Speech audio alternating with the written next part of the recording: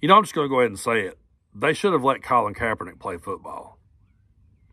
If you told his story to the average, everyday MAGA Republican out there, if you said, hey, there was this guy in this other country who protested his government and the way that his government treated people like him, and when he did, the leader of that country came out and said, get that son of a bitch off the field, and they took away his right to play the game, I guarantee you most people in this part of the world would say that's some bullshit.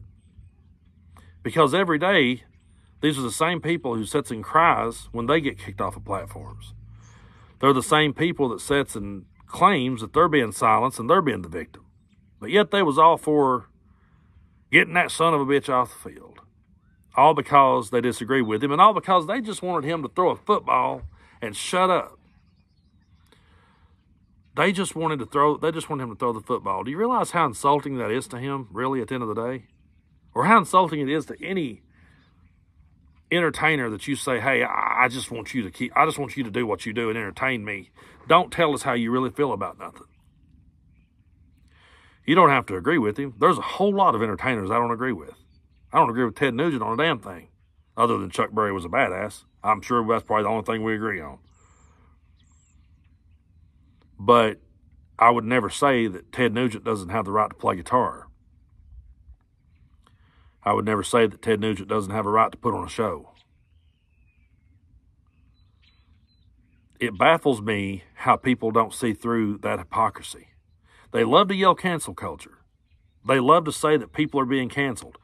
But if it's Colin Kaepernick or it's one of the Dixie Chicks, oh, that's cool. Hell yeah, they should never be allowed to do what they do again. And anytime someone on the left gets silenced, they'll sit back and shout, oh, see there, how's it feel? Well, actually, if you look at it, you know, Colin Kaepernick was not allowed to continue to play football. Meanwhile, people say, they're trying to cancel Jason Aldean, man. I'm like, dude, that guy's got the #1 song in the country. He's got the #1 tour. He ain't canceled. All he did was just get a bunch of bigots excited about it. But that's the world we live in. And I don't know why that the NFL didn't realize that, hey, you know, the WWE's format works. If you got people that hates Colin Kaepernick, they'll show up. They'll buy tickets just to see him get his ass whooped. They'll buy tickets just to see him get sacked. So there was a problem with that, though. See, trash talking in the WWE is cool because it's just, you know, I'm better than you and, you know, you suck or whatever.